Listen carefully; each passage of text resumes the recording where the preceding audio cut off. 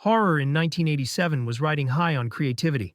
The genre was thriving in theaters and exploding on VHS shelves, with filmmakers delivering everything from outrageous splatter to surreal dreamscapes. This was the year where aerobics classes turned deadly, diners hid cannibal feasts, and video screens unleashed zombies into the real world. Italian horror masters like Lucio Fulci kept pushing boundaries, while American independents filled video store racks with strange, low-budget gems that built their reputations late at night. Tonight, we're looking at 10 overlooked horror movies from 1987, a mix of slashers, creature features, and cult oddities that prove the decade's golden age was just as weird as it was wonderful. The Video Dead, 1987. When a mysterious television set is mistakenly delivered to a suburban home, it doesn't just play late-night movies. It unleashes the undead. Soon zombies crawl out of the screen and into the real world, bringing bloodshed to the neighborhood while a new family moving in becomes their target. Directed by Robert Scott, The Video Dead is a true VHS-era cult film, built around its love of low-budget ingenuity and surreal horror. Roxana Augustin stars as Zoe, the teen daughter forced to confront the nightmare, while Rocky Duvall and Michael St. Michaels round out the cast of unlucky neighbors and zombie fodder. The film is remembered for its creative concept, the idea of a cursed TV bridging the gap between horror fiction and reality. The zombies here aren't your typical brain eaters. They're bizarre, almost dreamlike figures who toy with their victims before tearing them apart. Practical effects bring the carnage to life with plenty of gore and rubbery grotesqueries. What makes The Video Dead so enduring is its scrappy charm. It may not have had the polish of studio horror, but it makes up for it with energy, imagination, and a premise tailor-made for video store shelves. Its iconic box art, featuring a ghoul crawling from a TV screen, became a magnet for curious renters. While it never hit theaters, The Video Dead thrived in the VHS boom, gaining a reputation as one of the era's strangest and most inventive zombie films. It's a movie that embodies the spirit of late-night rentals. Rough around the edges, but impossible to forget once you've seen it. Prison, 1987. When a long-abandoned penitentiary is reopened, the walls don't just echo with history. They're alive with vengeance. As new inmates move in and guards take their posts, strange occurrences begin to plague the prison. Lights flicker, shadows move, and soon the violent ghost of an executed inmate returns to exact revenge on anyone within the crumbling fortress. Directed by Renny Harlin, just before he broke into Hollywood with A Nightmare on Elm Street 4 and Die Hard 2, Prison is a stylish supernatural horror set against the backdrop of steel bars and locked cells. Viggo Mortensen stars in one of his earliest roles as Burke, a mysterious prisoner drawn into the haunting, while Lane Smith plays the warden, whose past sins may have awakened the wrath now stalking the halls. The setting itself is a character. Filmed in a real, decommissioned Wyoming prison, the cold stone walls and endless corridors give the film an authentic, oppressive atmosphere. Special effects from John Carl Buechler bring the haunting to life with fiery apparitions, gruesome deaths, and sequences that push the boundaries of late 80s practical gore. What makes Prison memorable is the blend of gothic horror and gritty realism. It's part ghost story, part revenge tale, and part prison drama, with Harlan's flair for visual style making it feel larger than its modest budget. While it didn't find major success on release, Prison has grown into a cult favorite, celebrated for its strong performances, moody setting, and striking effects. It's a hidden gem of 1987 that shows horror can thrive even in the most unlikely and unforgiving places. Aenigma, 1987. At an exclusive girls' school in Boston, a shy student named Kathy becomes the target of cruel bullying that ends in tragedy. But her story doesn't end there. Left comatose in a hospital, Kathy's mind reaches out for revenge, channeling her rage through a new student who suddenly arrives on campus. What follows is a series of bizarre and gruesome deaths, each one stranger than the last. Directed by Italian horror master Lucio Fulci, Aenigma blends supernatural revenge with surreal imagery. The cast includes Lara Lamberti as Ava, the unsuspecting conduit for Kathy's spirit, while Jared Martin brings authority as the Doctor trying to unravel the mystery. Their performances anchor the film's wild mix of gothic atmosphere and exploitation shocks. The deaths are the film's calling card. Victims suffocated by snails, attacked by visions, and destroyed in ways that feel like waking nightmares. Fulci's flair for turning dream logic into horror is on full display, creating scenes that linger long after the credits roll. What makes Enigma stand out is its attempt to fuse Italian horror excess with American-style settings. While sometimes uneven, it captures that unmistakable Fulci energy. Stylish, gory, and tinged with the surreal. Though it never reached the notoriety of Fulci's earlier classics, Enigma has gained cult appreciation as a late-era gem from one of horror's most distinctive voices. It's a film that asks what happens when cruelty awakens something stronger than death, and answers with imagery only Fulci could conjure. Nightflyers, 1987. A team of scientists charters a mysterious spaceship to track down the origins of an alien life form. But once they board the Nightflyer, it becomes clear that the real danger is closer to home. The ship's reclusive captain never appears in person, only communicating through holograms. And as the mission unfolds, paranoia, sabotage, and sudden death tear the crew apart. Directed by Robert Collector and based on a novella by George R.R. Martin, Nightflyers blends science fiction with horror and suspense. The cast includes Catherine Mary Stewart, best known from The Last Starfighter and Night of the Comet, along with Michael Pred and John Standing. Their performances ground a story that feels equal parts gothic and futuristic. The atmosphere is moody and claustrophobic. Long metal corridors, eerie control rooms, and the ever-present hum of machinery give the ship an oppressive character of its own. When violence erupts, the film doesn't shy away from gore, but much of the tension comes from mistrust among the crew and the unsettling presence of the unseen captain. What sets Nightflyers apart is its literary origin. Martin's story adds layers of mystery and fatalism that give the film more depth than the average space thriller. While budget limitations kept it from reaching blockbuster polish, the ambition is clear, and the gothic in space tone makes it feel unique.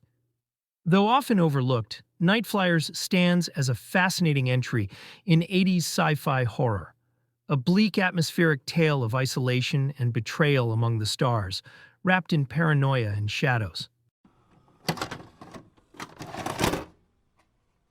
Slaughterhouse, 1987. The local slaughterhouse is about to be shut down, but the eccentric owner has other plans. When developers and lawmen come snooping around, he unleashes his hulking son Buddy to take care of the problem, with meat hooks, cleavers, and whatever else the slaughterhouse floor can provide. The result is a blood-soaked rampage that turns rural decay into a killing ground. Directed by Rick Roessler, Slaughterhouse is pure late 80s slasher exploitation. The cast of teens who stumble into the wrong place at the wrong time round out the body count, their curiosity rewarded with carnage. The film is remembered for its grisly setting. Rusted machinery, blood-stained walls, and the ever-present sounds of livestock and death. It takes the familiar backwoods slasher formula and marries it to industrial horror, giving every kill a uniquely brutal edge. The meat hook and the bone saw become as iconic here as the machete or chainsaw in other franchises. What gives Slaughterhouse its lasting cult appeal is its sincerity. It doesn't parody or soften its edges. It wallows in grime, gore, and grotesque characters, fully embracing its role as a video store shocker.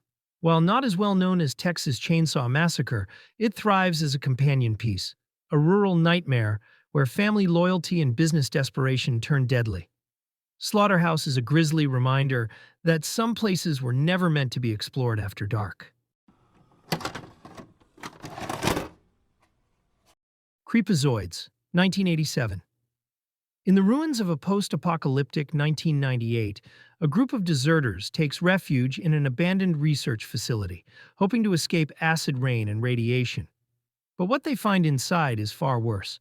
A monstrous creature born of genetic experiments gone wrong, stalking them through the darkened hallways, and feeding on anyone unlucky enough to cross its path. Directed by David DeCoteau, Creepozoids is a low-budget sci-fi horror that wears its alien influence proudly while adding its own grim, late-night flavor. The film stars Scream Queen Linnea Quigley, who brings energy and grit to the role of one of the survivors. The monster may not have had a blockbuster budget behind it, but the filmmakers lean into atmosphere. Dim corridors, dripping pipes, and claustrophobic rooms that make every encounter tense. The practical effects, though rubbery at times, deliver plenty of slime, gore, and even a grotesque mutant baby reveal that gives the film its infamous reputation. What makes Creepozoids stand out is its scrappy determination. Running just over 70 minutes, it wastes no time, packing in creature attacks, gore, and apocalyptic dread without unnecessary filler. It's the kind of movie that thrived on VHS rentals, delivering exactly what its lurid cover promised. Though overlooked on release, Creepozoids carved out cult status as a quick, grimy slice of 80s sci-fi horror. It may not reinvent the genre, but it delivers the monsters, the atmosphere, and the late-night energy that kept fans rewinding for more.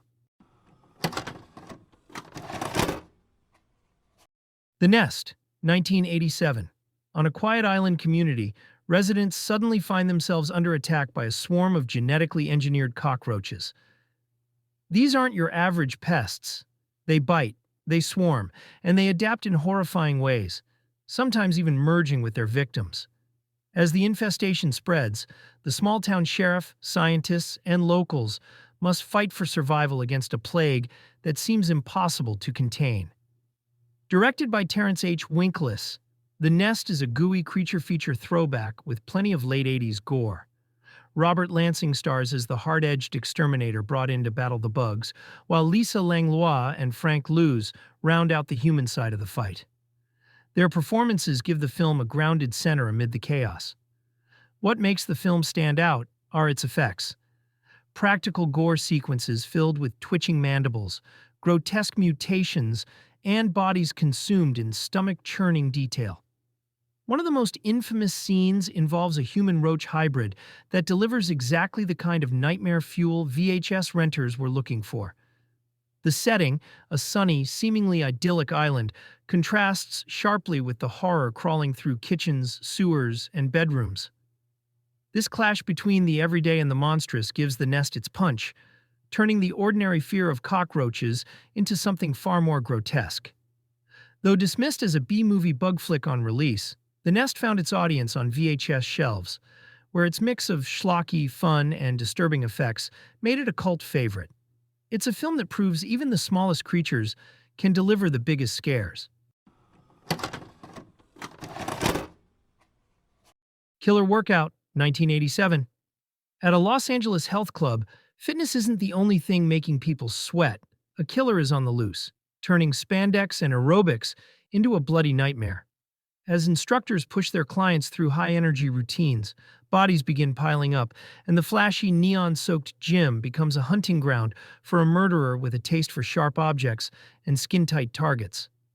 Directed by David A. Pryor, Killer Workout, also known as Aerobicide, perfectly captures the excess of the 80s fitness craze while twisting it into slasher territory. Marcia Carr stars as the tough-as-nails Rhonda, while Ted Pryor and David James Campbell round out the cast of gym regulars caught in the chaos. The film is remembered for its non-stop workout montages, filled with thumping synth beats, leg warmers, and choreographed aerobic sequences that feel straight out of a music video. Between the flashy dance numbers, the killer strikes, often with a giant safety pin, adding an odd but memorable signature weapon to the slasher canon. What makes Killer Workout so enduring is its blend of camp and commitment. It never winks at the audience, even as it delivers outrageous kills alongside endless montages of exercise routines. The sincerity makes the absurdity even more entertaining. Though it didn't make waves in theaters, Killer Workout found its true calling on VHS, where its mix of slasher violence and aerobics nostalgia earned it cult status. It's a perfect time capsule of the era, equal parts deadly and neon bright. The Outing, 1987. When a group of teens sneaks into a museum after hours, they stumble across an ancient lamp that holds a deadly secret. Instead of wishes, it unleashes a vengeful genie, a supernatural force that preys on their fears and turns the museum into a trap filled with blood, shadows, and strange illusions. Directed by Tom Daly, The Outing, also released as The Lamp, is a supernatural slasher that fuses Middle Eastern mythology with classic 80s teen horror. The young cast includes Andra Saint-Ivany as Alex, the lead caught in the genie's curse, while Deborah Winters and James Houston provide the adult anchors as the archaeologists tied to the artifact's discovery. The museum setting is the film's biggest strength. Glass cases, stuffed animals, and eerie artifacts become backdrops for supernatural attacks. From spear impalements to ghostly visions, the kills lean into creativity, giving each death a bizarre, mystical flavor. The genie itself, brought to life with practical effects, shifts between unseen menace and full-on creature reveal, delivering both atmosphere and monster movie thrills. While the pacing can be uneven, the moments of surreal violence keep the energy high. What gives The Outing its cult status is the mix of familiar 80s slasher beats with an unusual villain. It's not another masked killer. It's a supernatural entity that turns curiosity into punishment. Though overlooked on release, The Outing carved its place in VHS-era horror as a one-of-a-kind oddity, remembered for its unique premise and wild creature effects. Blood Diner, 1987. Two brothers inherit more than just a vegetarian diner. They also take on the twisted mission of resurrecting an ancient goddess by serving her a feast of human body parts. Customers think they're enjoying soy burgers and health food, but behind the kitchen door, it's all gore, carnage, and black comedy turned up to 11. Directed by Jackie Kong, Blood Diner is one of the wildest horror comedies of the 80s. Rick Burks and Carl Crews star as the deranged brothers, playing their roles with manic energy, while Drew Goddard adds to the absurdity as their undead uncle's disembodied brain and eyes.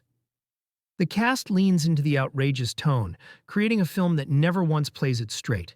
The film is notorious for its gleeful use of splatter and satire. Limbs are hacked, heads are served, and musical numbers erupt amid the chaos. Everything from health food culture to slasher tropes gets skewered with a pace that barely gives viewers time to catch their breath. What makes Blood Diner unforgettable is its sheer audacity. It pushes boundaries in every direction, from gore to comedy to social parody, and somehow manages to balance it all without losing momentum. The outrageous kills and over-the-top performances cemented its place as a cult classic.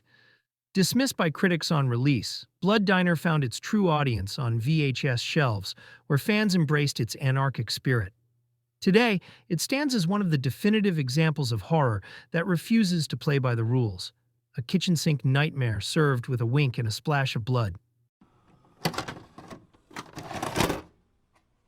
And that's our look at 1987, a year packed with gore, monsters, and more than a few wild ideas.